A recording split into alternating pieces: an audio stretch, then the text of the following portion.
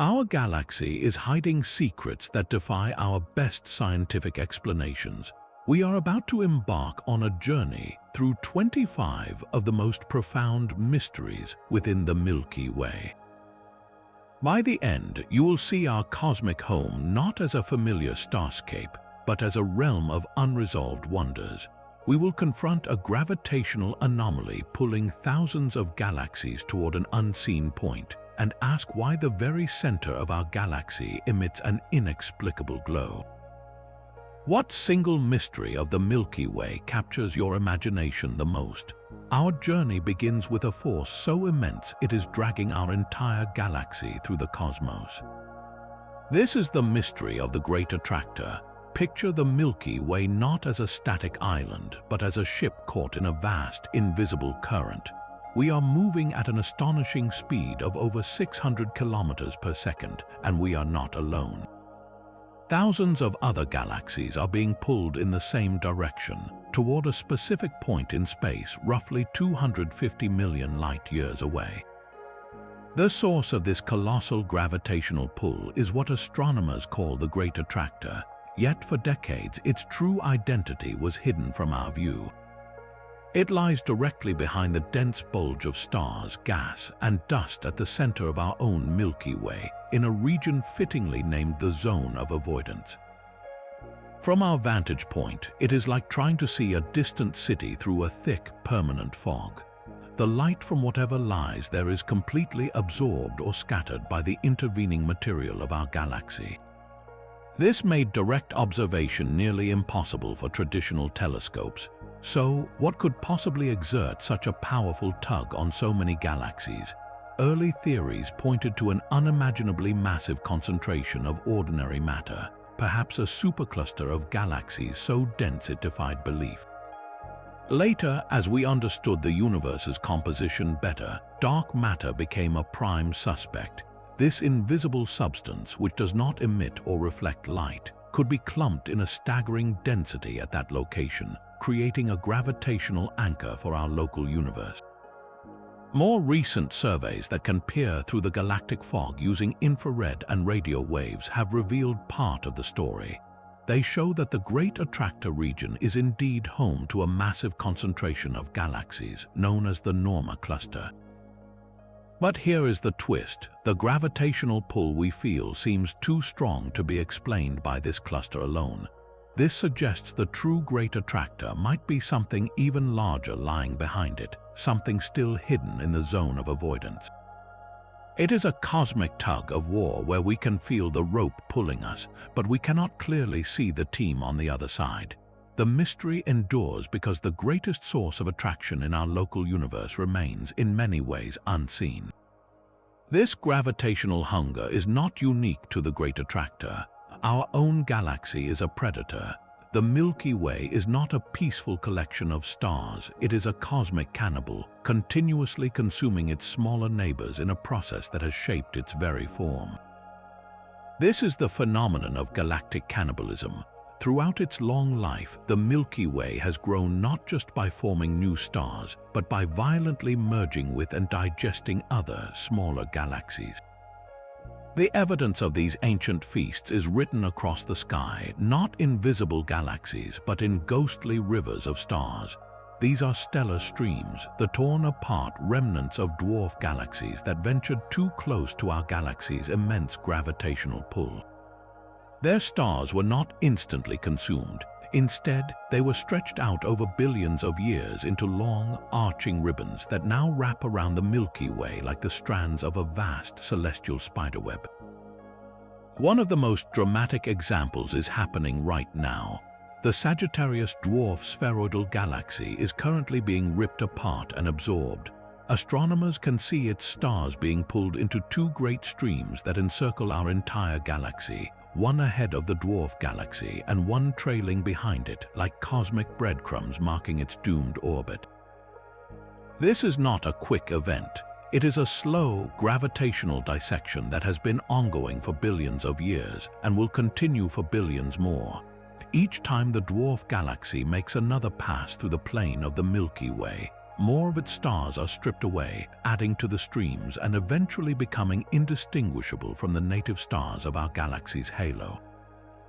These stellar streams are more than just scars, they are fossils. By mapping the precise positions, movements, and chemical compositions of the stars within these streams, astronomers can perform a kind of galactic archaeology. They can rewind time, tracing the streams backward to reconstruct the original shape, size, and orbit of the devoured galaxy.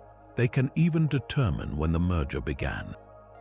This tells a story of a violent and dynamic history, revealing that the serene Milky Way we see on a clear night is the product of countless collisions and acquisitions.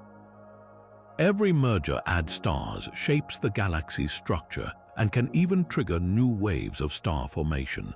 Our galaxy's majestic spiral arms and its surrounding halo of ancient stars are, in part, a monument to everything it has ever consumed. So when you look up, remember you are not just looking at a static picture. You are looking at an ongoing dinner, a billion-year feast whose evidence glows faintly all around us.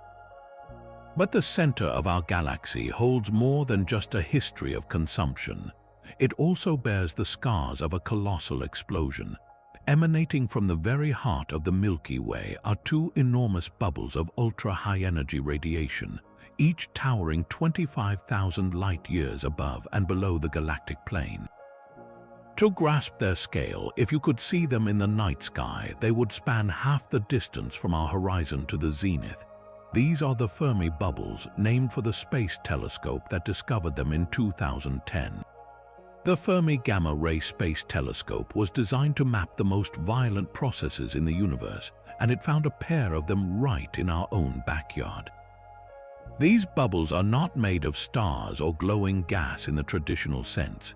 They are colossal structures filled with gamma rays, the most energetic form of light in the cosmos, telling us that something incredibly powerful happened there. The event that created them was not a gentle one. It was a cataclysm of almost unimaginable force, a titanic eruption from the galactic core that blasted these bubbles into being. But what was the source of that eruption? The prime suspect sits at the very center of these bubbles, the supermassive black hole known as Sagittarius, a star. While it is relatively quiet today, astronomers theorize that several million years ago it may have awakened in a spectacular fashion. A massive cloud of gas or a star could have fallen in, and instead of swallowing the material silently, the black hole's intense magnetic fields may have funneled some of it into two opposing jets of particles traveling at nearly the speed of light. These jets would have plowed into the halo of gas surrounding the galaxy, inflating the giant gamma-ray-filled lobes we see today. Another compelling theory points not to the black hole but to a frenzy of star formation. The galactic center is a crowded, chaotic place. If in the past a wave of thousands of massive stars were born all at once, they would live fast, brilliant lives and die in supernova explosions within a few million years. This starburst frenzy could have created a combined galactic wind so powerful it blew these gigantic bubbles out into space. The evidence is still being gathered. The bubbles' sharp edges and their incredible symmetry suggest a sudden, brief event like a black hole outburst. Yet, their exact composition and the finer details of their structure keep both theories in play. The true mystery is not just what they are, but what specific, violent chapter in our galaxy's history they represent. We are left looking at the fading afterglow of a galactic-scale eruption, an event so powerful it left a mark 50,000 light-years tall, and we are still piecing together the story of that ancient detonation. While the Fermi bubbles stand as monuments to a past explosion, the heart of our galaxy holds another, more persistent enigma. A steady, unexplained glow of gamma rays emanates from the region around the supermassive black hole, a glow that simply should not be there. Astronomers call it the galactic center excess. When scientists modeled all the known sources of gamma rays in the galactic center, like pulsars and cosmic rays slamming into gas clouds, their predictions fell short. The actual data from telescopes like Fermi showed a significant surplus, an excess of this high-energy light concentrated in the core. It is as if you calculated your home's energy bill based on every appliance you own, only to receive a bill twice as high with no obvious device left running. This mysterious glow has sparked one of the most exciting and contentious ideas in modern astrophysics. The leading and most tantalizing explanation is that we are finally seeing the indirect signature of dark matter.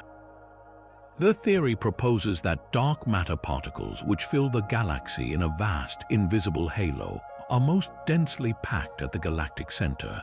If these particles are their own antimatter opposites, they could annihilate upon collision, converting their mass directly into energy and producing a spray of gamma rays. The observed glow from the galactic center excess has an energy profile that some models suggest could match the expected signal from certain types of dark matter particles. This possibility sends a thrill through the scientific community, for it would be the first non-gravitational evidence of dark matter, a monumental breakthrough. Yet the case is far from closed. The controversy lies in the other potential culprits. A crowd of unresolved point sources, like thousands of faint, spinning pulsars too dim to see individually, could collectively produce the same diffuse glow. It is the difference between seeing a single, bright street lamp and a distant city shrouded in fog, the combined light from millions of unseen windows creating a general haze. Distinguishing between these two possibilities, a dark matter halo or a hidden population of stellar remnants, is extraordinarily difficult with current technology. Each new analysis seems to swing the pendulum. One study might find the glow is too smooth for pulsars, favoring dark matter. Another might detect statistical hints of clustering that points back to pulsars. This back and forth makes the galactic center excess a perfect storm of mystery. It sits at the crossroads of our greatest ignorance and our most profound hopes, a signal that whispers of a fundamental discovery but refuses to speak clearly. The search for answers in the gamma-ray haze leads us to a different kind of signal, one that arrives not as a steady glow but as a sudden, deafening cosmic shout. These are fast radio bursts, millisecond-long flashes of radio waves that pack more energy than our sun emits in 80 years. For over a decade, their origin was one of the greatest puzzles in astronomy, with most theories pointing to cataclysmic events in distant galaxies. All of that changed in April 2020 with a single, monumental detection from inside our own Milky Way. The source was a known object, a highly magnetized neutron star called SGR 1935 plus 2154, or a magnetar. Imagine the most powerful magnet in the universe, a star so dense a teaspoon of its material would weigh 1 billion tons, and with a magnetic field 1 trillion times stronger than Earth. This magnetar, in a fraction of a blink, emitted a radio burst so bright it was detected from over 30,000 light-years away. This was the smoking gun astronomers had been waiting for, confirming that at least some fast radio bursts are born from these incredible stellar corpses. The discovery was a breakthrough because it gave us a face to the name. We could point to a specific known object and say it came from there. We could study its environment, its history, and its other emissions in X-rays and gamma rays. Yet, in solving one mystery, it deepened another. We now know the what, but the precise how remains elusive. What exact physical process on or around a magnetar can unleash such a colossal, focused burst of energy in mere milliseconds? One leading idea involves starquakes. The crust of a magnetar is under unimaginable stress from its own intense magnetic field. If that crust suddenly cracks and rearranges itself, it could release a flood of energy that twists the magnetic field lines, sparking a brilliant radio flash. Another theory points to magnetic reconnection, where the star's powerful field lines break and violently snap back together, a process that can accelerate particles to near light speed and generate a powerful radio pulse. The truth is, we are still listening and watching. Since that first galactic detection, we have seen the same magneta produce weaker radio bursts and even a mixed burst of radio and X-ray energy, providing more clues to the engine behind these events.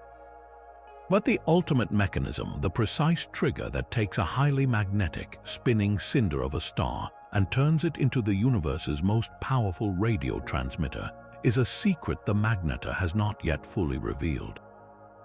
The sudden, brilliant flashes from a magneta show us how much energy can be packed into a cosmic instant, but one of the most famous signals ever heard was not a flash at all. It was a sustained, deliberate sounding note that rose from the background noise, held its pitch for 72 seconds, and then vanished forever. This is the story of the wow signal, a radio whisper from the cosmos that has never been explained. On the night of August 15, 1977, the Big Ear radio telescope at Ohio State University was engaged in a systematic search for extraterrestrial intelligence. It was slowly scanning the sky, listening across a narrow band of frequencies near the hydrogen line, a quiet channel many scientists thought would be a logical place for an advanced civilization to send a cosmic hello. At 10:16 that evening, the telescope's computer printed out a string of alphanumeric characters representing the signal's intensity. When volunteer astronomer Jerry Amon looked at the printout later, he saw a sequence so startling he circled it in red pen and wrote one word in the margin: wow. The signal was over 30 times stronger than the background noise of space. It was narrowband, meaning it occupied a very specific radio frequency, just as a deliberate transmission would. And it followed the exact pattern expected for a signal from a fixed point in the sky as Earth rotation carried the telescope's beam across it. It rose to peak intensity and then faded away. Everything about it fit the predicted profile of an artificial interstellar beacon. Yet, in the decades since, despite countless follow-up searches by projects around the world, the wow signal has never been heard again. It was a one-time event, a cosmic shout that left only an echo on a sheet of paper. The mystery of its origin has only deepened with time. Was it a message? If so, why was it so brief, and why has it never been repeated? Scientists have proposed natural explanations, but each one falls short. Could it have been a reflection of a human signal, like a satellite or aircraft bouncing off space debris? The frequency used was protected, meaning earthly transmitters were forbidden from broadcasting on it, making this unlikely. Could it have been a comet? Some suggested decades later that hydrogen clouds from passing comets might emit similar radio waves, but the comets proposed were not in the right part of the sky at that exact time. The signal's unique characteristics and its perfect alignment with a promising frequency make every natural explanation feel like a forced fit. The wow signal endures as the most compelling maybe in the history of the search for extraterrestrial intelligence. It was not static, it was not a pulsar's regular beat, it was not any known cosmic phenomenon. It was a clean, strong, intelligent-looking signal that appeared exactly where and how we might have hoped to find one. And then it was gone, leaving behind a profound question mark and a single, circled notation on a faded computer printout that continues to haunt our imagination. That single, enigmatic signal fades into the background static of the cosmos, a reminder of how much we cannot see. But the greatest unseen presence in our galaxy is not a brief radio whisper, it is the very scaffolding upon which the Milky Way is built. Surrounding the familiar spiral of stars is a colossal, invisible sphere of matter that holds our entire galaxy together. This is the dark matter halo, and it is the dominant force in our cosmic neighborhood. If you could somehow weigh the entire Milky Way, over 80% of its mass would be completely missing from any photograph. This hidden mass is the dark matter halo, a vast, diffuse cloud that extends far beyond the visible edge of our galaxy. We know it is there not because we can see it, but because we can see its unmistakable gravitational hand at work. The stars and gas clouds in the outer regions of the Milky Way orbit the galactic center at speeds that should be impossible. According to the laws of gravity and the amount of visible matter we observe, these stars should be moving much more slowly, like planets in a distant solar system. Instead, they are whipping around at velocities that would send them flying off into intergalactic space if only the gravity from stars and gas were holding them in. The only explanation is that they are embedded within and being pulled by an immense unseen mass. Think of our galaxy not as a simple disk of light, but as a glowing jewel set within a mountain of invisible ice. The jewel is beautiful and bright, but the mountain of ice is what truly gives it structure and keeps it firmly in place. This dark matter halo is not just a passive backdrop, it is the galactic architect. Its immense gravity provided the initial seed around which ordinary gas could coalesce billions of years ago, allowing the first stars to form and the majestic spiral to take shape. Without this invisible anchor, our galaxy as we know it simply would not exist. So what is this mysterious substance? We have given it a name, dark matter, but its true identity remains one of the most profound puzzles in physics. It does not emit, absorb, or reflect light of any kind. It seems to interact with ordinary matter only through gravity, passing through planets and people as if they were not even there.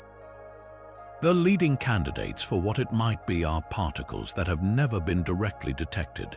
For decades, the favorite has been a theorized particle called a weakly interacting massive particle, or a WIMP. As the name suggests, these would be heavy particles that rarely bump into ordinary atoms, only interacting through gravity and perhaps the weak nuclear force.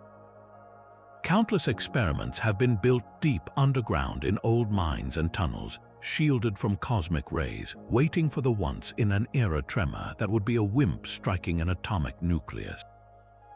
So far, the detectors have remained silent. Another compelling candidate is the action, a hypothetical particle that is incredibly light but could exist in such vast numbers that they would collectively make up the halo's mass. Actions are thought to be so ghostly that they could even convert into photons in the presence of strong magnetic fields, and experiments are now trying to catch this faint transformation. The challenge of detection is staggering. We are trying to find something that does not want to be found, a substance that forms the bedrock of our galaxy yet slips through our fingers and our finest instruments. Every failed experiment narrows the possibilities, guiding us toward what dark matter is not, inching us closer to a revelation that would rewrite the textbooks of physics and finally illuminate the hidden bulk of our cosmic home. The invisible hand of dark matter shapes our galaxy from the outside in, but a different gravitational mystery may be hiding much closer to home, not in the galactic halo but in our own solar system's frozen backyard. Far beyond the orbit of Neptune, in a region of icy debris known as the Kuiper Belt, a handful of small worlds are behaving very strangely. Their elongated orbits are not just randomly scattered, they appear to be clustered together as if herded by some unseen force. The most compelling explanation for this cosmic shepherding is a ghost planet, a hypothetical world we call Planet 9. This is not the story of a known planet, but of a prediction, a shadow in the gravitational data that hints at a discovery waiting to be made. The evidence comes from the peculiar paths of a specific group of trans-Neptunian objects. These are small, icy bodies that orbit the Sun at staggering distances, taking thousands of years to complete a single lap. Astronomers noticed that several of these objects with the most extreme orbits share an odd characteristic. Their points of closest approach to the Sun, their perihelia, are clustered in the same general region of the sky. Furthermore, their orbits are tilted in a similar direction. For this to happen by random chance is incredibly unlikely, like rolling a dozen dice and having them all land with the same number facing up. The gravitational influence of the known giant planets like Neptune cannot explain this clustering. The pattern suggests something else is out there, something massive enough to tug on these distant objects over billions of years and orchestrate their orbits into this aligned configuration. Based on the strength of this shepherding effect, scientists have sketched a portrait of the possible culprit. Planet 9, if it exists, is estimated to be a true giant, a world with a mass roughly 5 to 10 times that of Earth. This would make it a super-Earth or a mini-Neptune, a type of planet common around other stars but conspicuously absent from our own solar system. Its proposed orbit is equally colossal. It would swing so far from the Sun that a single year on Planet 9 could last between 10,000 and 20,000 Earth years. At its most distant, this world would be over 600 times farther from the Sun than Earth is, a place where our star would appear as nothing more than a particularly bright pinpoint in an otherwise perpetual night sky. The search for this phantom planet is a monumental challenge. Its incredible distance means it would reflect only the faintest trickle of sunlight, making it incredibly dim. Furthermore, astronomers have only a rough idea of where in its multi-millennial orbit it might be right now. They must scan vast swaths of the already dark sky, looking for a single, slow-moving speck of light against a backdrop of millions of stars. This requires the world's most powerful telescopes and immense patience, as they compare images taken weeks or months apart to spot an object that has shifted just slightly. The hunt continues, a high-stakes game of celestial hide-and-seek played on a solar system scale. Finding Planet 9 would be more than just adding a new world to our charts. It would solve an orbital mystery and reveal that our solar system's family portrait is incomplete. It would tell a story of planetary migration or capture from another star, a dramatic chapter in our local history written in the frozen paths of the most distant objects we can see. Until then, it remains a compelling gravitational whisper from the dark, a reminder that even in our own celestial neighborhood, giants may still be lurking unseen.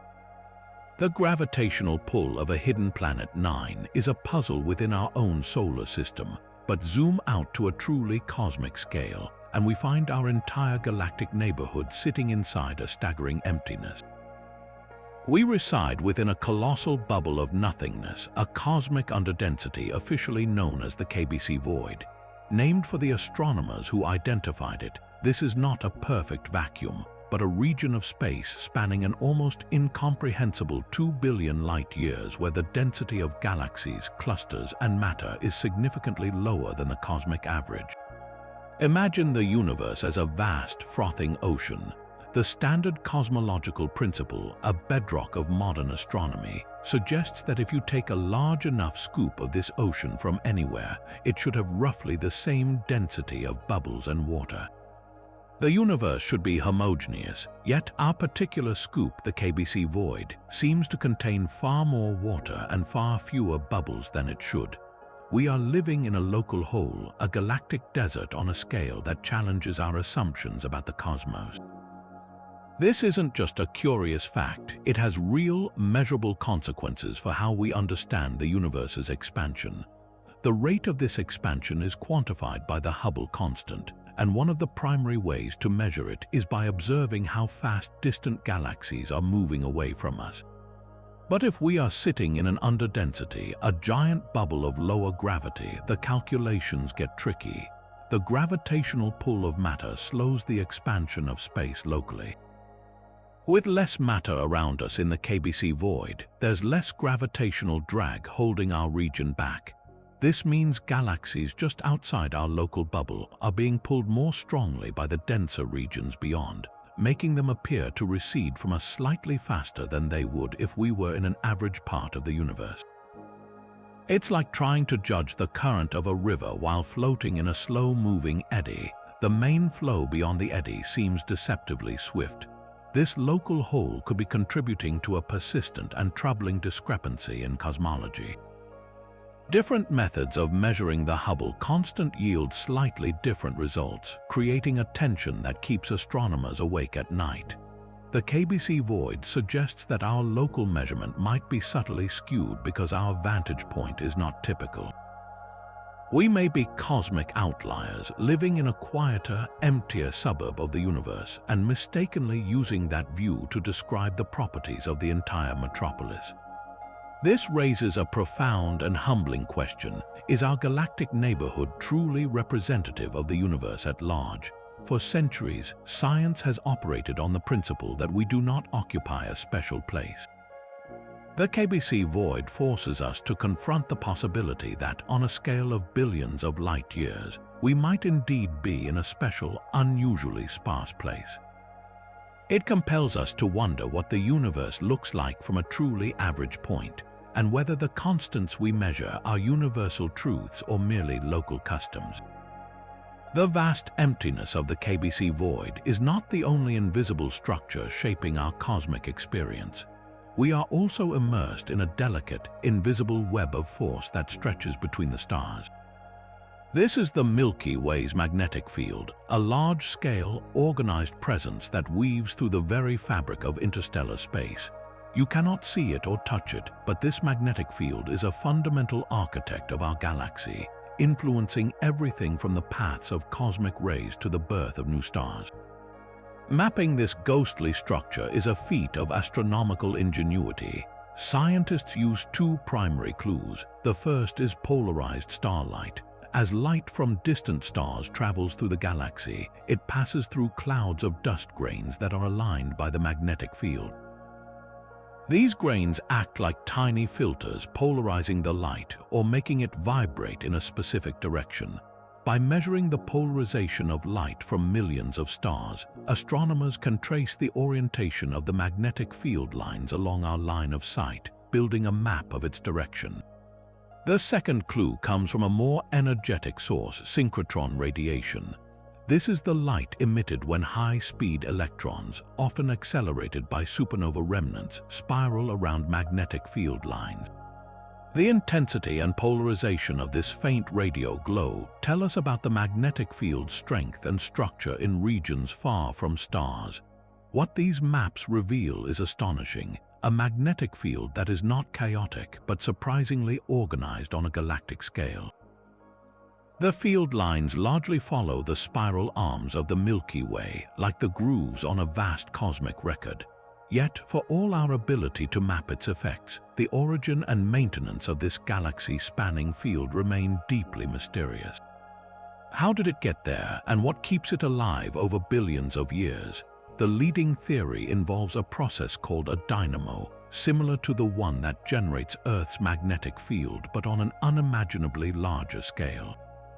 The idea is that the rotation of the galaxy, combined with the turbulent motions of ionized gas in the disk, could act like a self-exciting generator.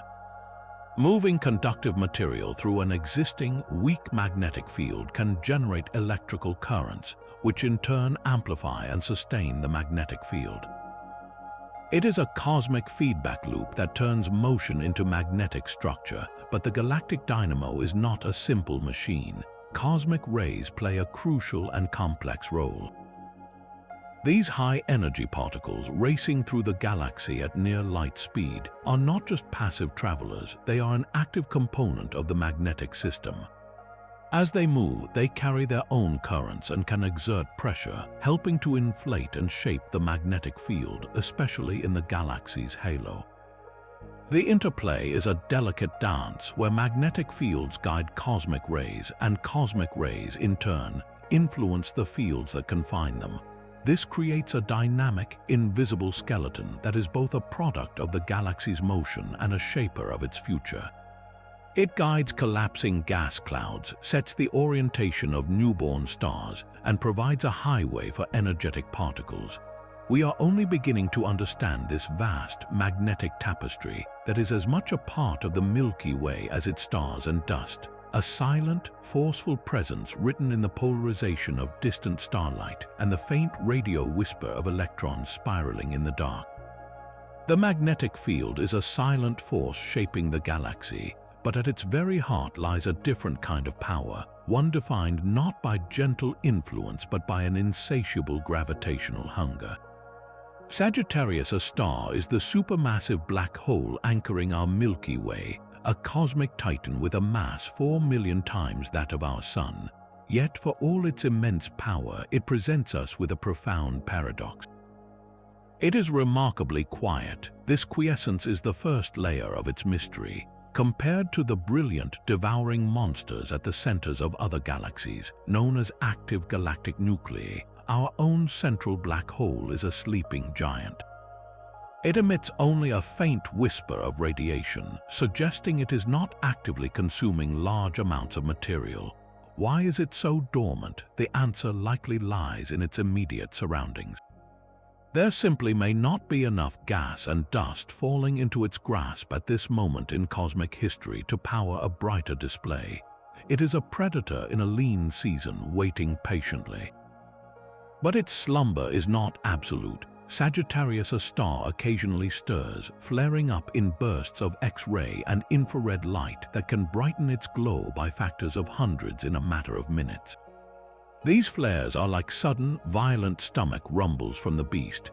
They might be caused by clumps of gas being torn apart as they finally spiral in, or by magnetic field lines near the event horizon snapping and reconnecting in explosive events. Each flare is a precious clue, a brief window into the violent physics occurring just outside the point of no return. Adding to the strangeness of this central realm are the bizarre objects known simply as G objects. From a distance, they look like compact clouds of dust and gas, several times the mass of Earth. But as they swing on elongated orbits perilously close to the black hole, they do not behave like normal clouds. They remain intact when they are far from Sagittarius, a star, but as they approach their closest point, they stretch and distort dramatically, only to recondense on the way out. The leading theory is that these are not clouds at all, but stars cloaked in thick, dusty shrouds. Perhaps they are the product of stellar mergers, two stars that crashed together and are now wrapped in a common envelope of gas and debris. The black hole's immense tidal forces pull on this envelope, stretching it like taffy during each close pass, but the dense star at its core holds the object together. These G objects are cosmic test subjects, revealing in real time how the most extreme gravity in the galaxy interacts with matter. Our view of this mysterious heart took a monumental leap forward with the Event Horizon Telescope's first image of Sagittarius, a star, released in 2022. That now iconic blurry orange ring is not the black hole itself, but the shadow it casts against the glowing, superheated material swirling around it.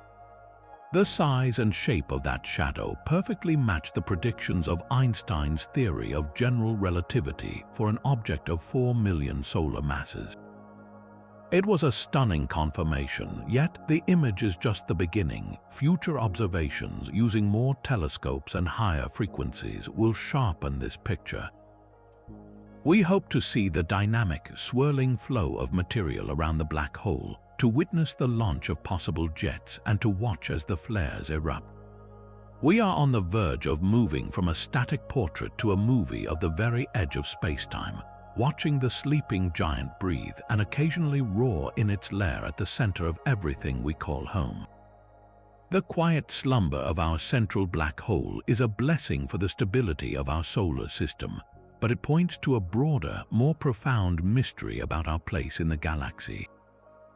We exist within a narrow band of cosmic real estate where conditions are just right for a planet like ours to not only form, but to nurture life for billions of uninterrupted years.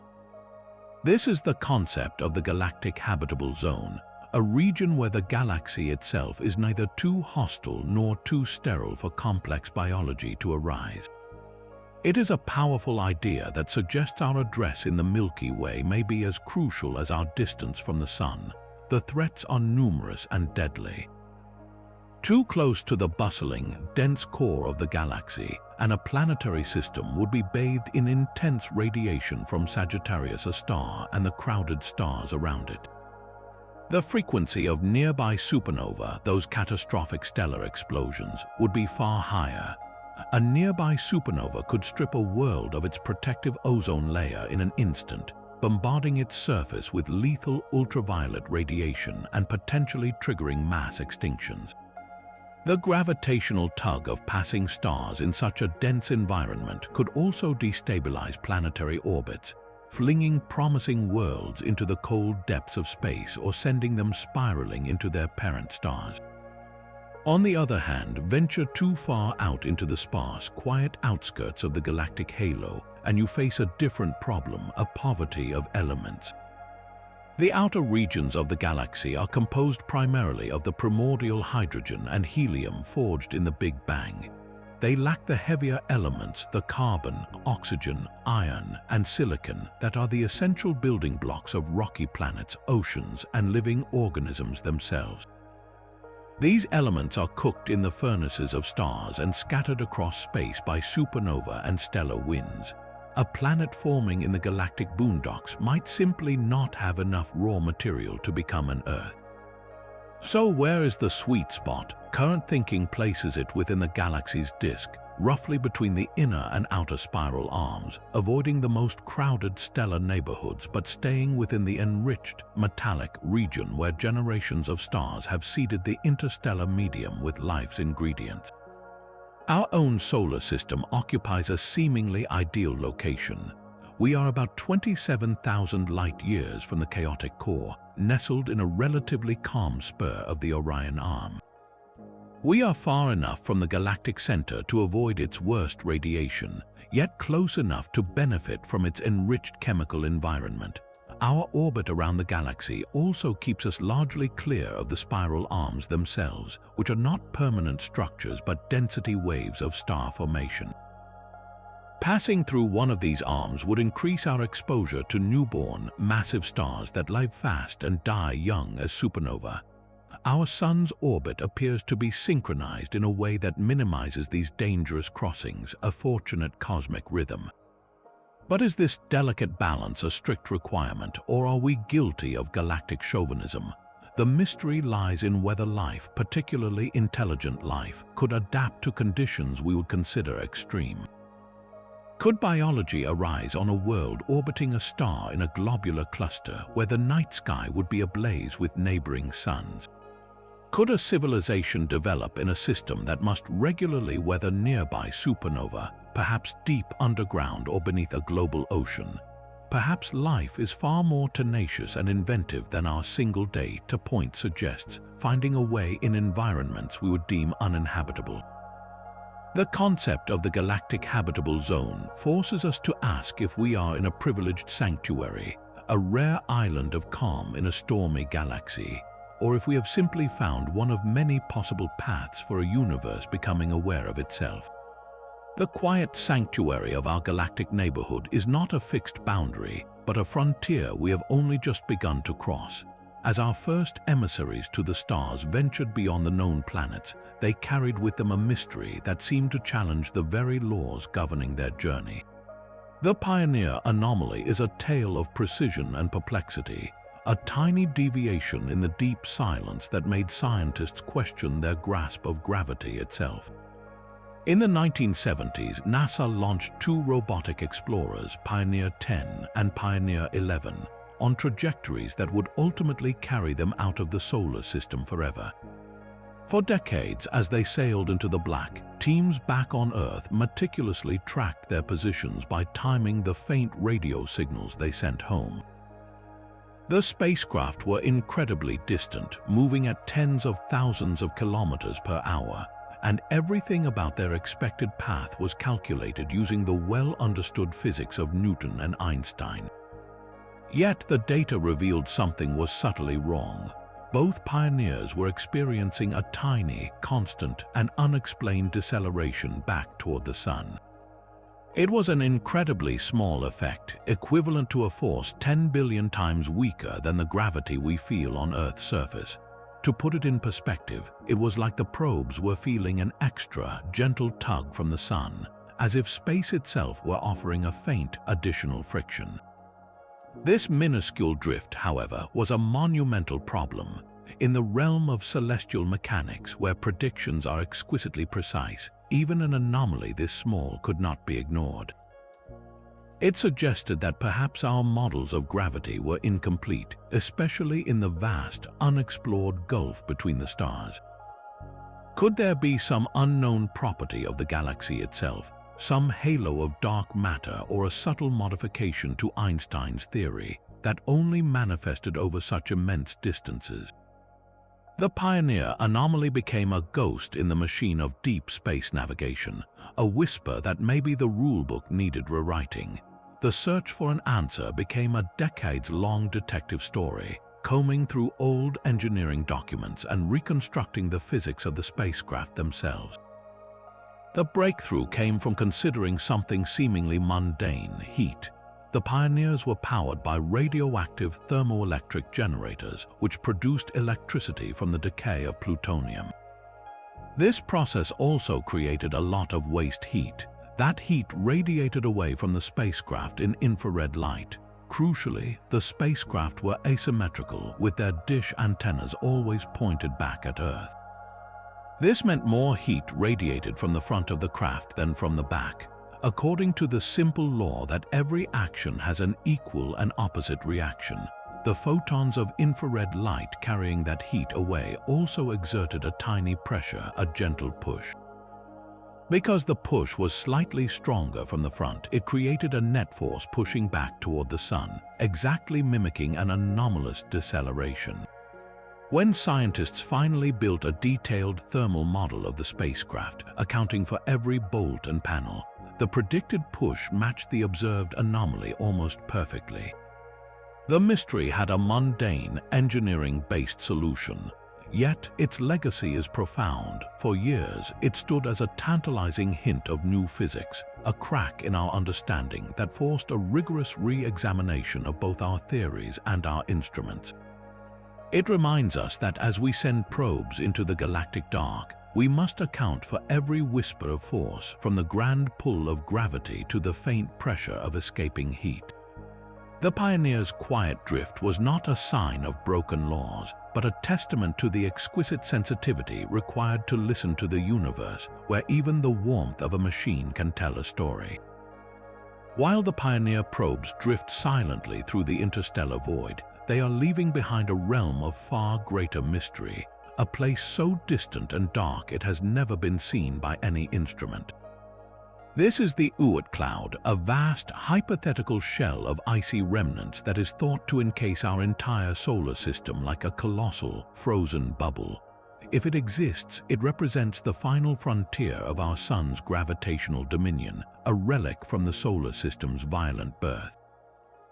The evidence for this distant cloud comes not from telescopes, but from the trajectories of celestial visitors, the long-period comets.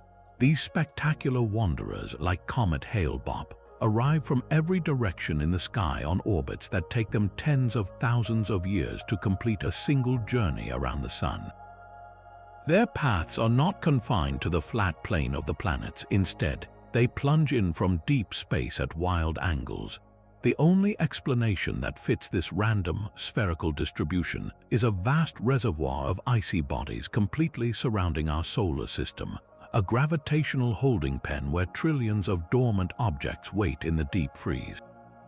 The scale of this proposed cloud is almost impossible to grasp. Its inner edge is thought to begin roughly 2,000 times farther from the Sun than Earth, far beyond the Kuiper belt. Its outer boundary may extend a staggering 100,000 times that distance, reaching nearly halfway to the nearest star. Within this immense volume, the Sun's gravity is so weak that the gentle tug of passing stars or the Milky Way's own tidal forces can easily dislodge these icy planetesimals, sending them on a million-year fall toward the inner solar system, where we finally see them as brilliant comets. The profound mystery is that we have never directly observed a single object residing in the Oort cloud.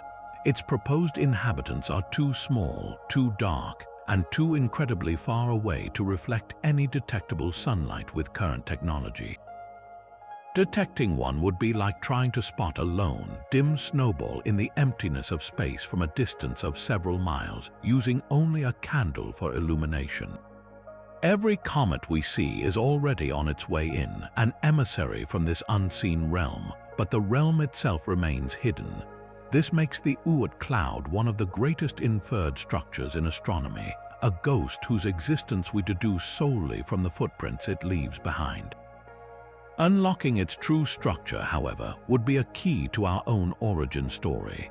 The cloud is believed to be a cosmic archive, a deep freeze containing pristine material from the very earliest days of the solar system. Its spherical shape hints at a chaotic past, suggesting these icy bodies were violently scattered outward by the gravitational slingshots of the young, migrating giant planets like Jupiter and Saturn. Studying the composition of long-period comets gives us a taste of that ancient recipe, but the grand architecture of the cloud itself, its total mass, the exact distribution of objects within it, and how it was sculpted by the Milky Way's environment over billions of years remains pure speculation. Is it a smooth, diffuse shell, or is it lumpy, showing scars from close stellar encounters that stripped away whole sectors? Answering these questions would tell us not just about our solar system's formation, but about its life within the galaxy, how our celestial neighborhood was assembled, and how it has been subtly reshaped by its journey around the Milky Way. For now, it remains a beautiful hypothesis, a frozen crown for our sun that we can only know by the rare and glorious messengers it sends our way. These messengers from the frozen Oort cloud are not the only particles streaming into our solar system from the galaxy. We are constantly bathed in a rain of atomic fragments traveling at nearly the speed of light. These are cosmic rays, and while most are well understood, a particular class of them carries a signature that defies explanation. They are called anomalous cosmic rays, and their story begins at the very edge of our sun's kingdom. To understand what makes them anomalous, we first need to know what normal cosmic rays are. Typical galactic cosmic rays are the nuclei of atoms from hydrogen to iron that have been accelerated to incredible energies by shock waves from distant supernova explosions. They race across the Milky Way, a pervasive high-energy background radiation. But anomalous cosmic rays are different. They are not from distant cataclysms. They are homegrown in a galactic sense. They originate as neutral atoms drifting quietly in the interstellar medium, the thin gas between the stars. When these neutral atoms drift into our solar system, they can have their electrons stripped away by sunlight or the solar wind, turning them into charged ions. Once charged, they are no longer neutral travelers. They become subject to the magnetic forces carried by the solar wind. This is where their strange journey accelerates, quite literally. The leading theory is that these particles are swept up and carried outward to the very frontier of the sun's influence, a turbulent boundary called the heliopause. This is the region where the pressure of the outgoing solar wind finally balances against the pressure of the interstellar medium. It is a place of immense chaos, a cosmic shoreline where the waves of our solar system crash against the galactic ocean. Scientists believe that at this turbulent boundary, particles can be reflected back and forth, gaining speed each time they cross the shock front, a process called diffusive shock acceleration. Over time, this can boost these once slow interstellar atoms to the significant energies we detect as anomalous cosmic rays. The mystery lies in the details of this acceleration. Our models of the heliopause, informed by data from Voyager 1 and 2 as they crossed this boundary, predict a certain spectrum of energy for these particles, a specific distribution of how many particles have which level of energy. But the actual observations from satellites near Earth sometimes do not match these predictions. The numbers are off. The observed spectra can be harder or softer than expected, meaning we see either more high-energy particles or more low-energy particles than our best physics says we should. This discrepancy is a tantalizing clue. It tells us that our understanding of the heliopause, that critical border zone, is incomplete.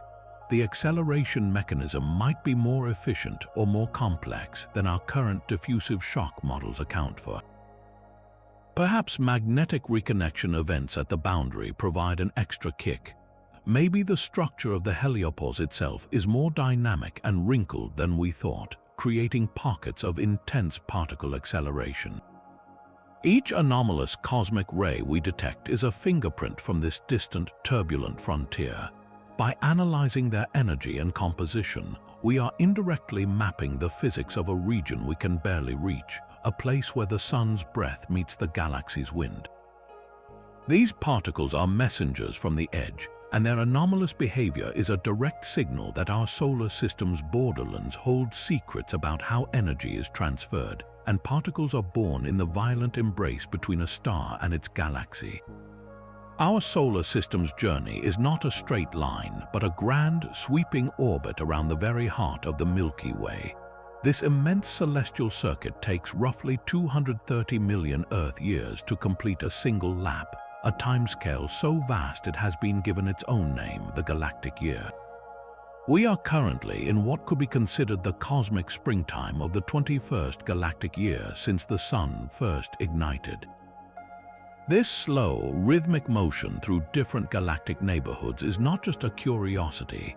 It raises a profound question: does the galaxy's grand clock tick in time with the history of life on our planet? As we travel along our galactic orbit, the conditions around our solar system change. We pass through the spiral arms, regions denser with stars and gas. We move above and below the galactic plane. We traverse areas with different densities of interstellar dust and perhaps different intensities of cosmic rays. Could these long-term environmental shifts leave an imprint on Earth?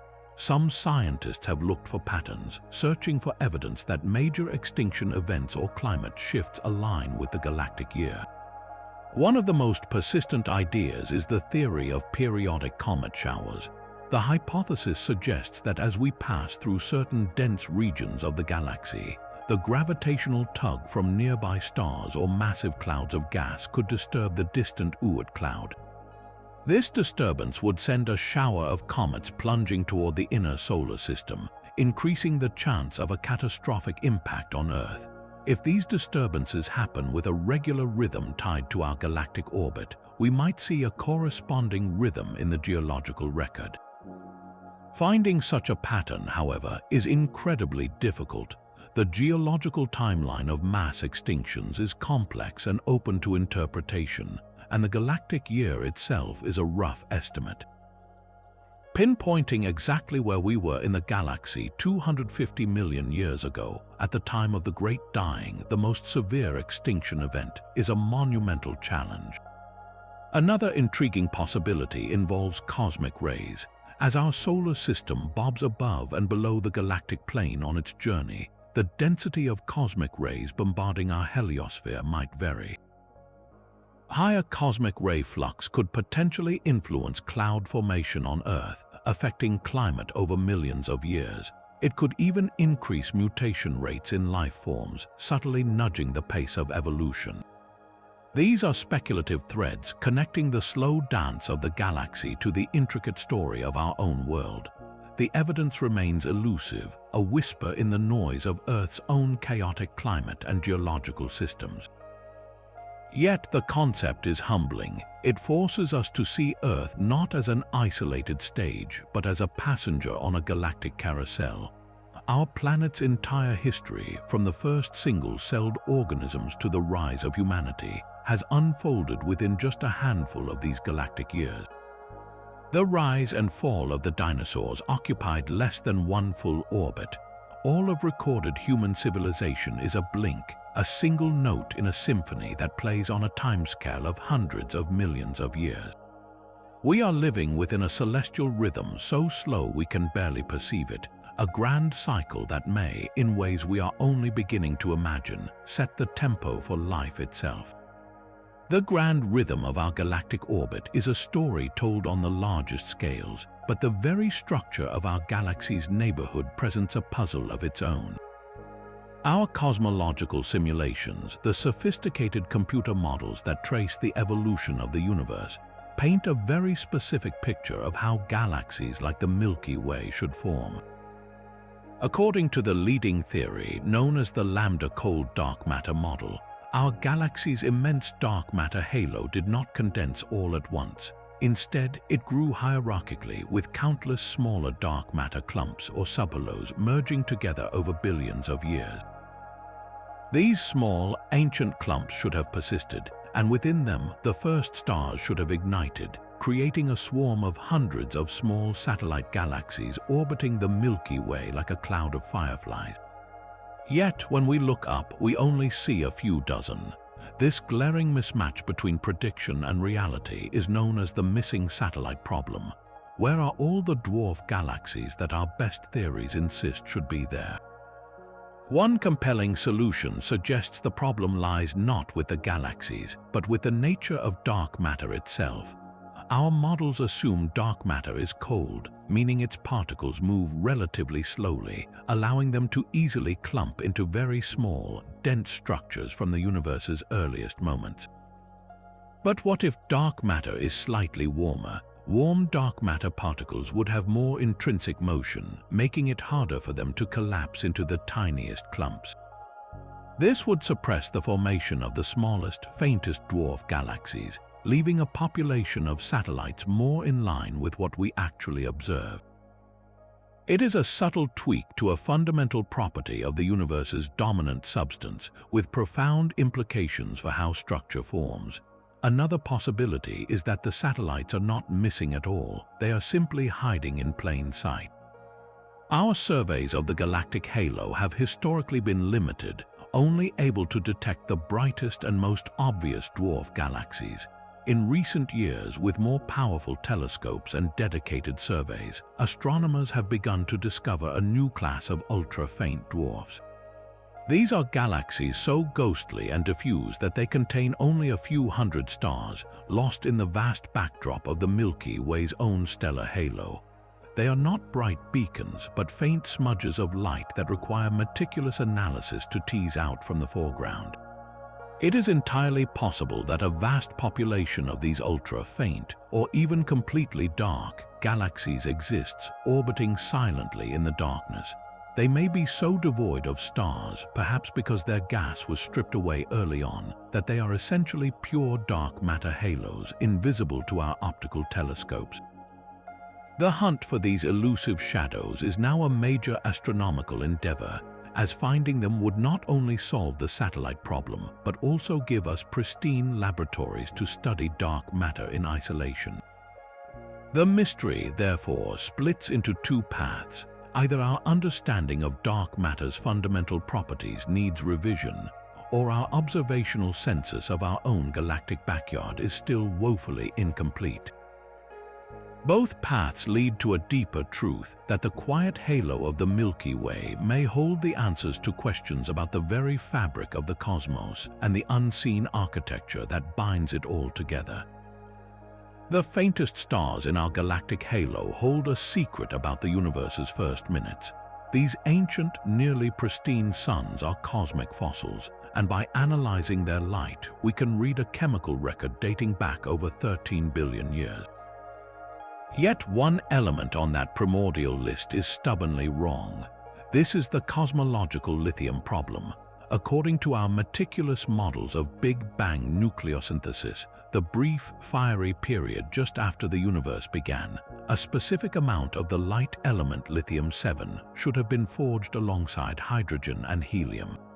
The calculations are precise, factoring in the known expansion rate of the early universe and the well-understood physics of nuclear reactions. They predict how much primordial lithium should be floating out there, frozen into the atmospheres of the oldest stars. But when astronomers point their spectrographs at these ancient halo stars, the numbers do not match. The observed amount of lithium is only about 1/3 of what the theory says it should be. Where did 2/3 of the universe's original lithium go? This is not a minor accounting error. It is a fundamental discrepancy between our theory of the universe's birth and the actual chemical fossils we find in our own galactic backyard. The Milky Way's population of ancient stars provides the only observable testbed for these predictions, making this a deeply galactic mystery. Could the models of the Big Bang itself be subtly incorrect? Perhaps conditions in those first few minutes were slightly different, altering the nuclear chain reaction that produced lithium. This possibility is taken seriously, but tweaking the model to fix the lithium problem often creates new mismatches with the perfectly predicted amounts of hydrogen and helium which we observe correctly. The more likely solution may lie not in cosmology, but in stellar astrophysics. What if these ancient stars are not perfect time capsules after all? Perhaps processes within the stars themselves have gradually destroyed that primordial lithium over billions of years.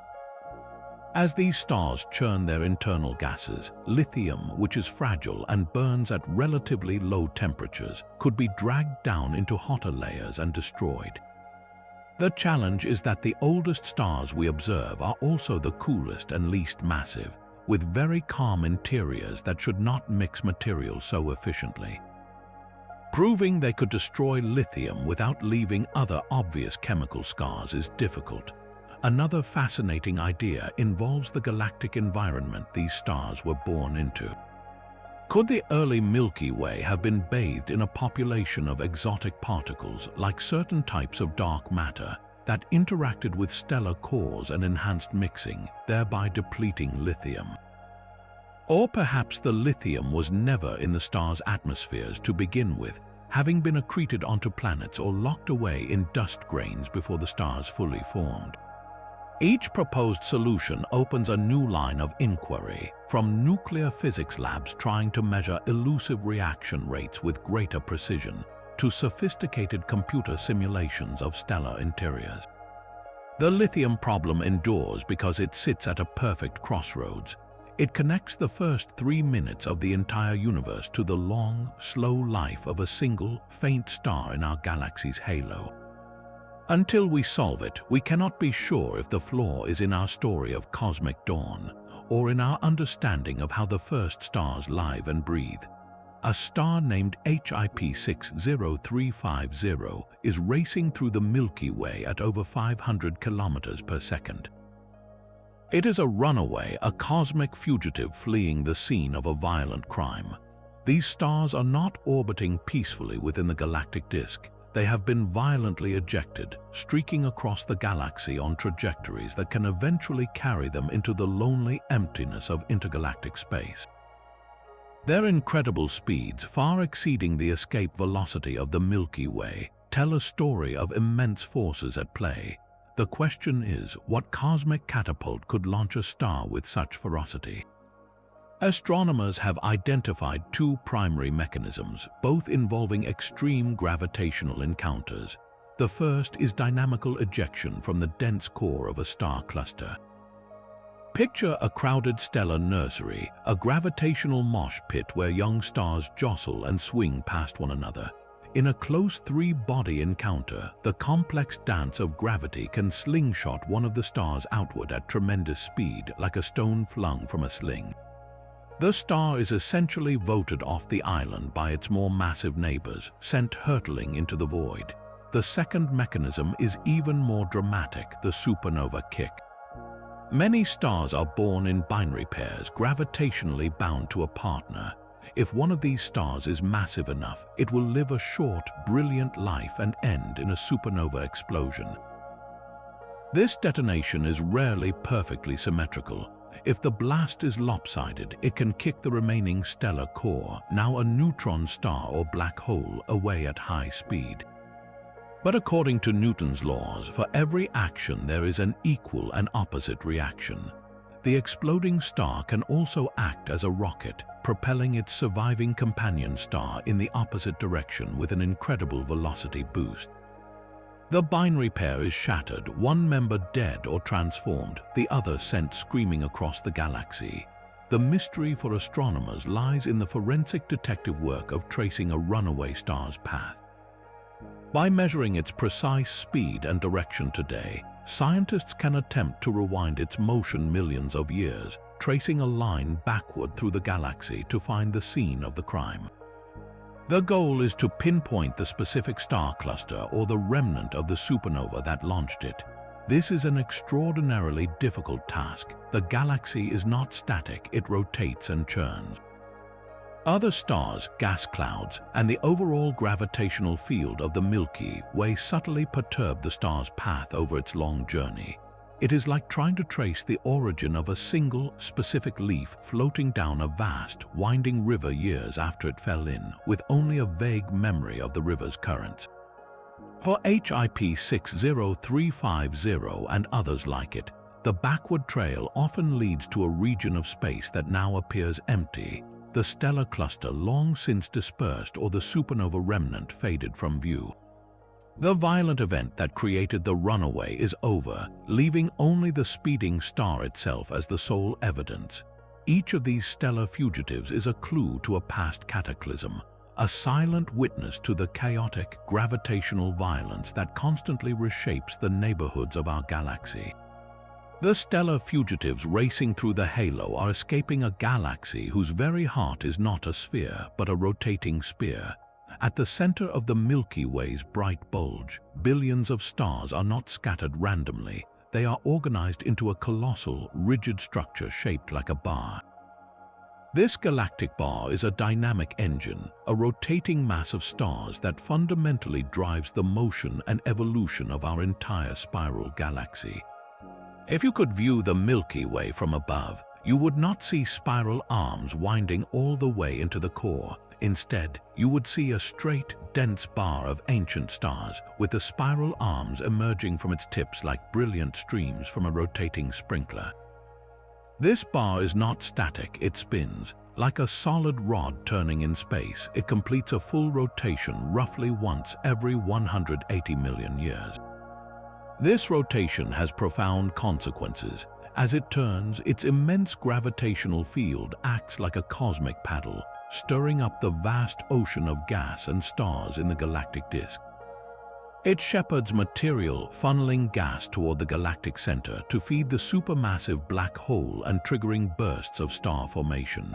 Most importantly, it is the primary architect of our galaxy's majestic spiral arms.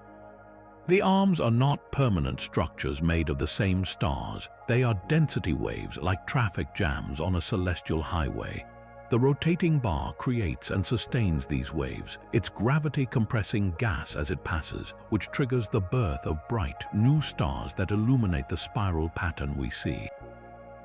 We are riding within one of these grand, rotating waves, our solar system carried along by a pattern set in motion by the bar's relentless turn. Yet, for such a central feature, the bar's precise properties remain hotly debated, a classic case of not being able to see the forest for the trees. Our solar system's location within the galactic disk, embedded in one of the spiral arms, gives us a profoundly poor vantage point to measure the bar we live inside.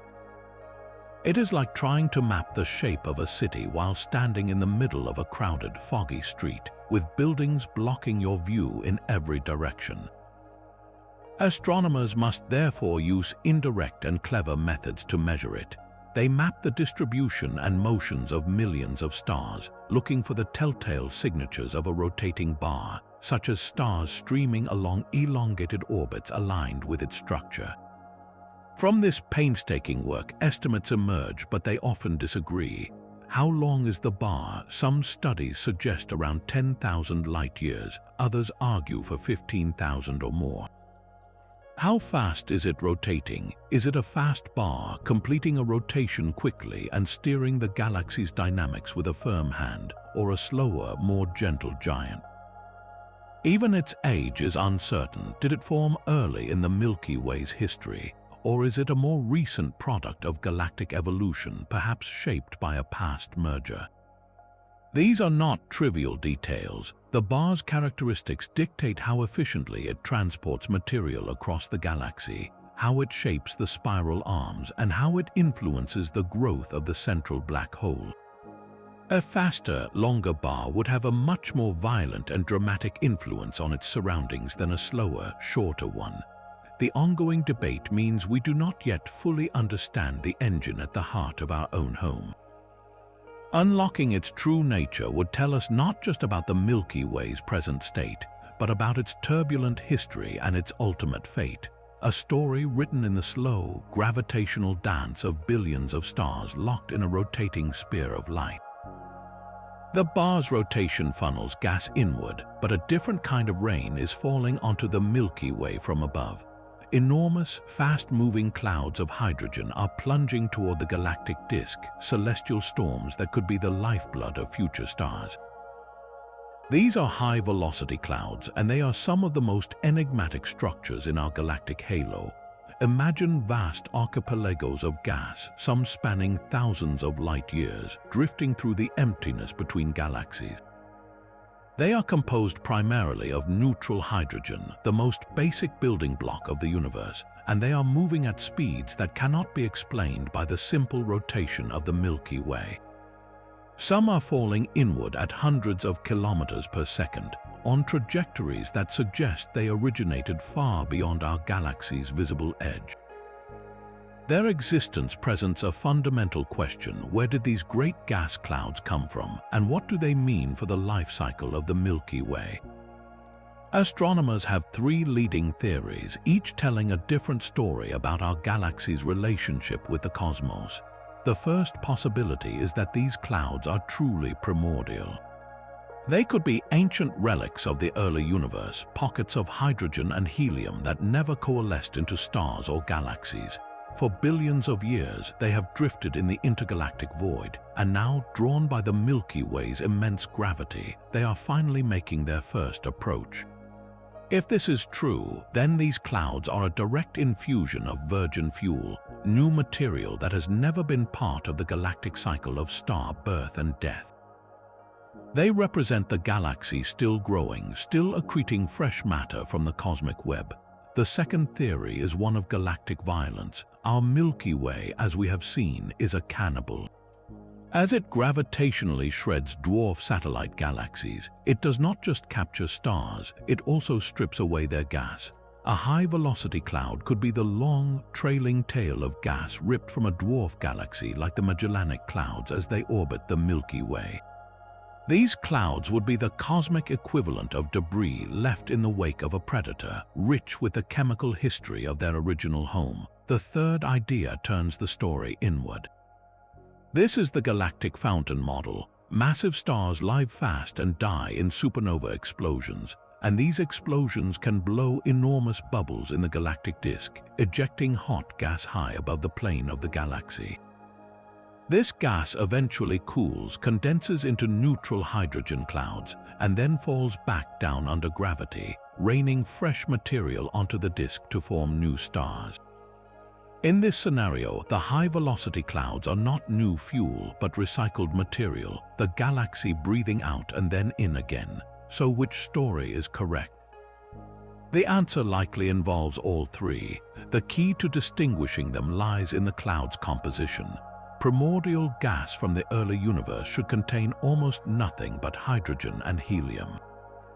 Gas stripped from a dwarf galaxy, however, will carry the faint chemical signature of that galaxy's stellar history, tiny amounts of heavier elements forged in its stars. Recycled fountain material, having been part of the Milky Way's enriched disk, would carry an even stronger metallicity. By analyzing the faint light from distant quasars as it filters through these clouds, astronomers can detect these chemical fingerprints. The trajectories of the clouds are another vital clue. A cloud on a simple, plunging orbit from deep space suggests an extragalactic origin. A cloud that seems to be connected to a known stream of stars from a devoured satellite galaxy tells a tale of gravitational theft. The mystery of the high-velocity clouds is not just about their origin, it is about the very metabolism of our galaxy.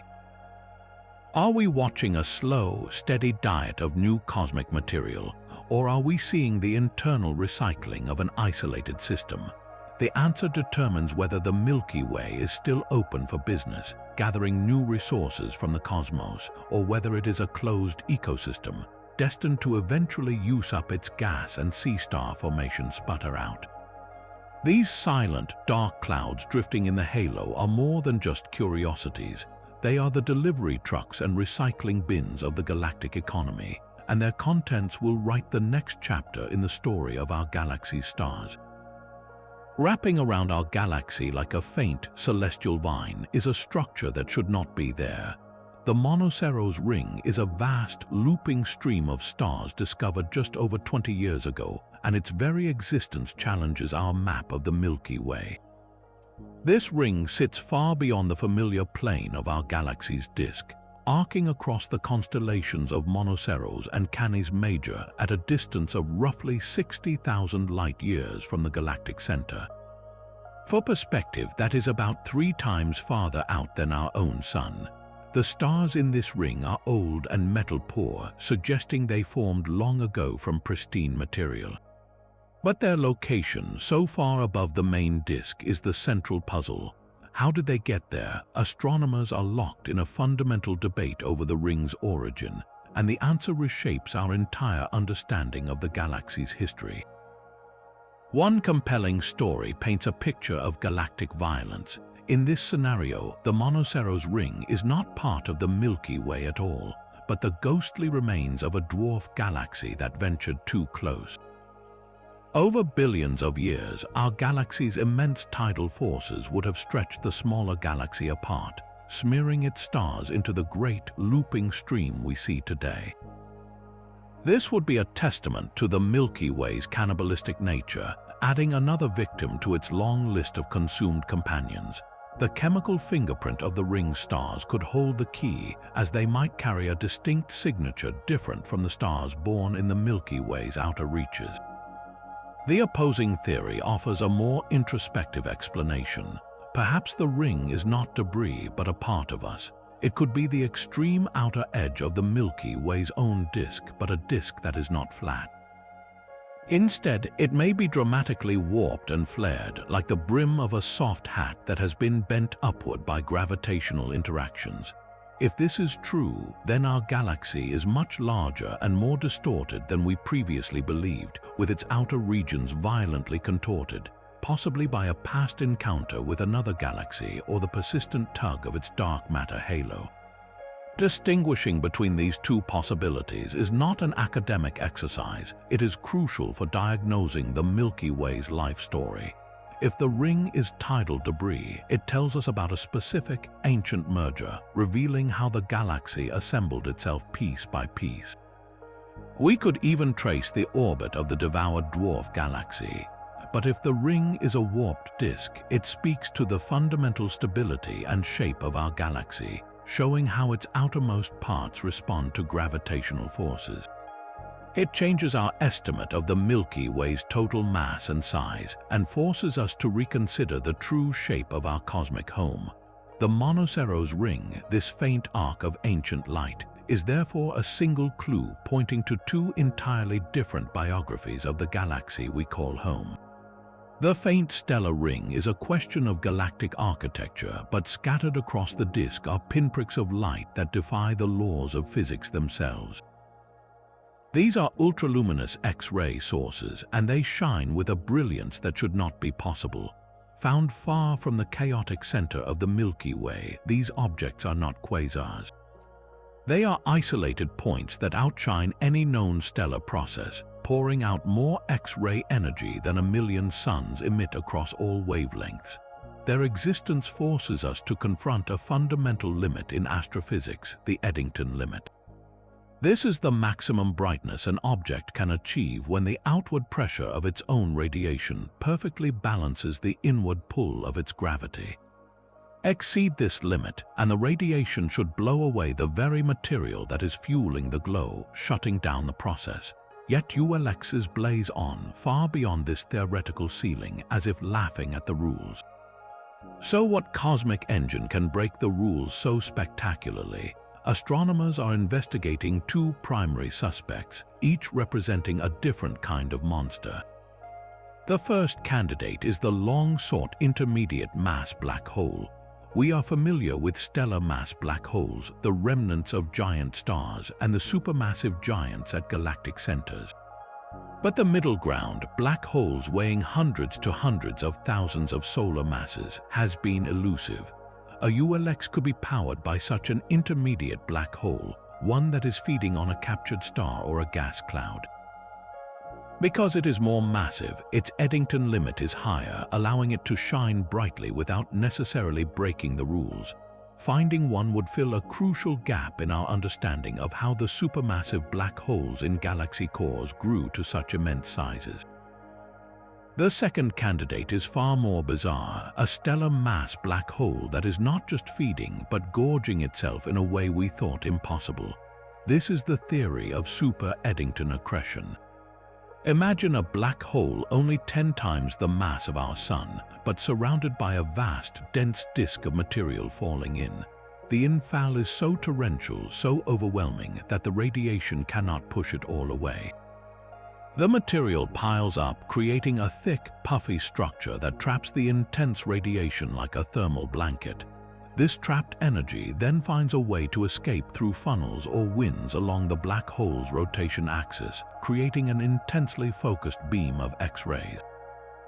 From our perspective, if that beam is pointed at Earth, the object appears ultraluminous, even though the black hole itself is not exceptionally massive.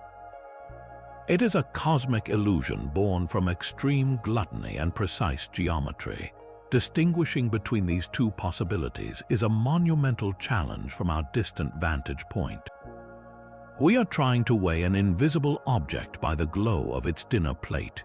Careful studies of the X-ray flickers and the properties of the light sometimes reveal clues, like a characteristic beat that might suggest a specific mass.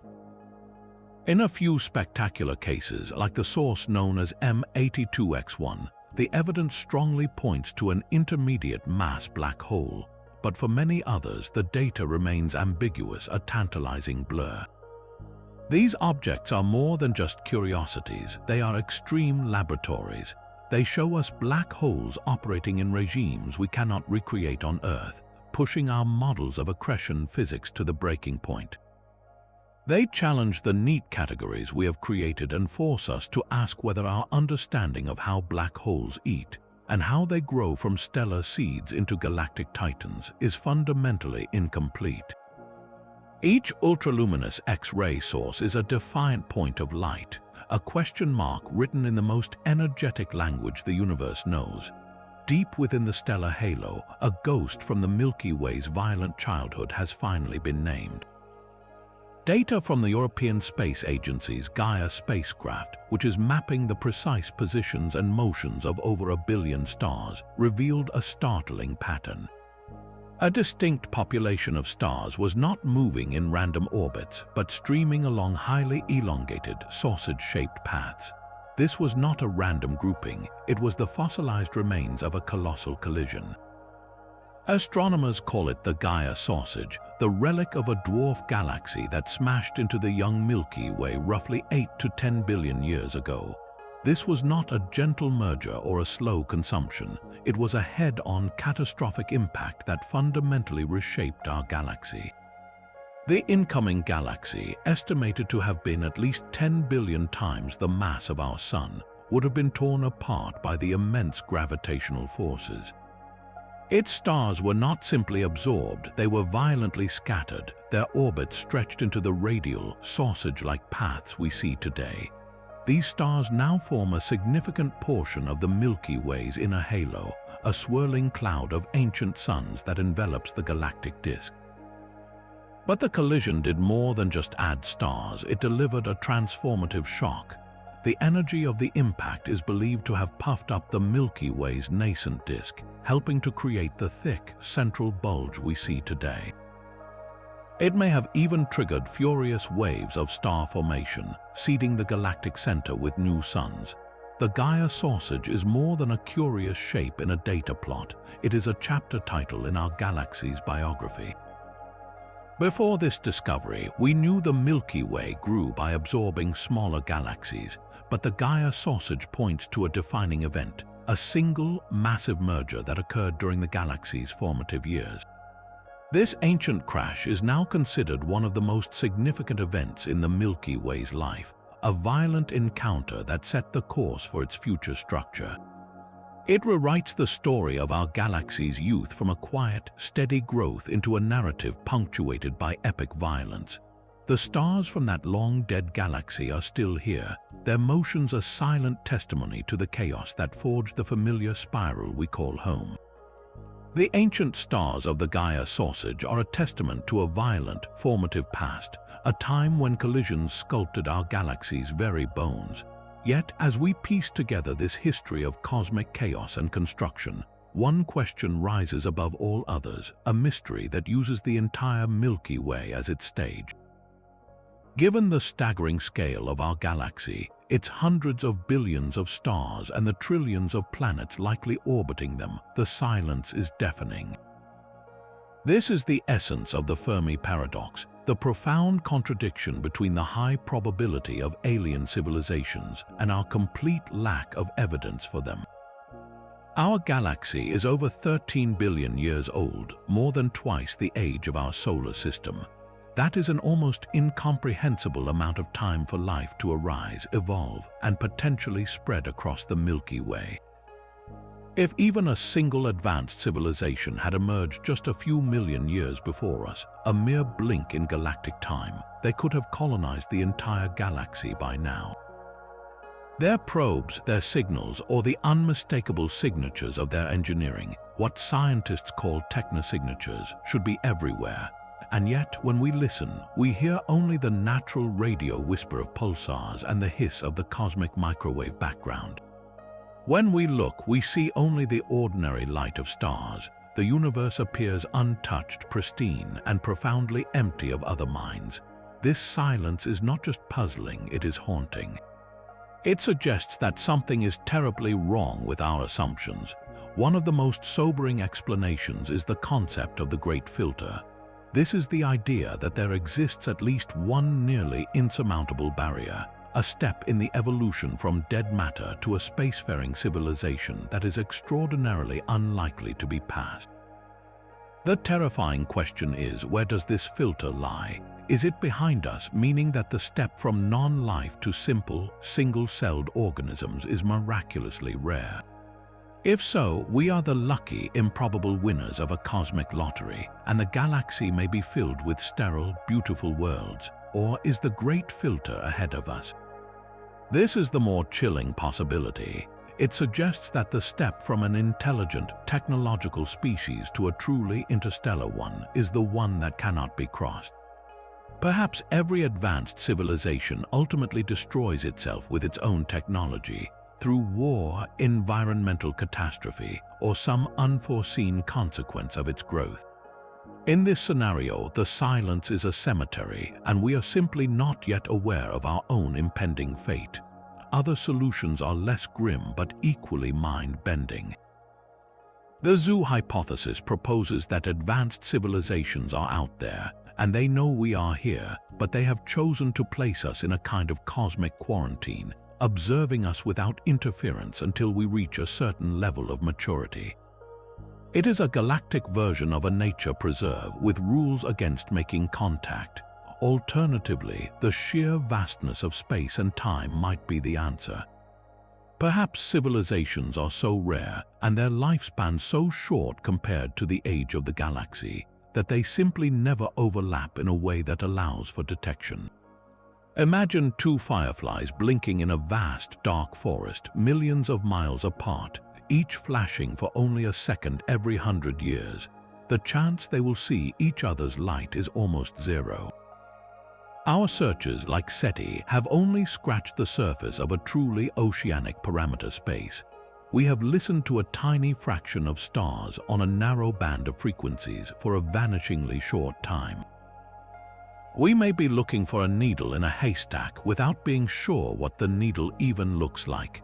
The ultimate mystery of the Milky Way, then, is not a gravitational anomaly or a strange particle, but a question of companionship. In a galaxy brimming with potential, are we truly the only ones looking up and wondering? The answer, whatever it may be, defines our place in the cosmos more than any other discovery. It tells us whether we are a lonely miracle, a tragic flash in the pan, or simply one young voice in a chorus we have not yet learned to hear. From the unseen gravity dragging our galaxy to the profound silence that answers our calls into the void, we have journeyed through 25 of the Milky Way's deepest secrets. Each one is a reminder that our cosmic home is not a placid island of stars, but a dynamic, evolving, and deeply mysterious entity. We have charted the cannibalistic history written in stellar streams, felt the reverberations of ancient explosions in colossal gamma-ray bubbles, and traced the invisible hand of dark matter that sculpts everything we see. We have stood at the edge of a supermassive black hole's shadow and wondered about the phantom planets and ghostly clouds that may still hide in the dark.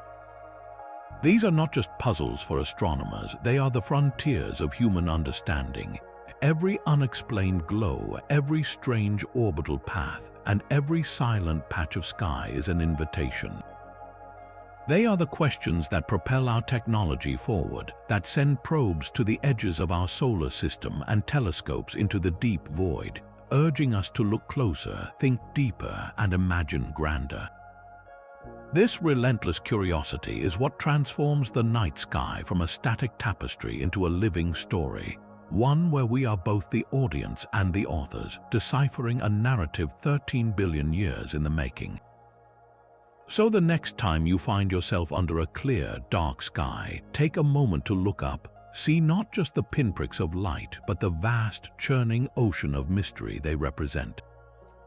Which of these 25 cosmic riddles captures your imagination the most? Is it the haunting possibility of Planet 9, the violent legacy of the Gaia sausage, or the eerie silence behind the Fermi paradox? Let us know in the comments below, and if you want to continue exploring the wonders and mysteries of the cosmos with us, be sure to subscribe. There are always more questions waiting just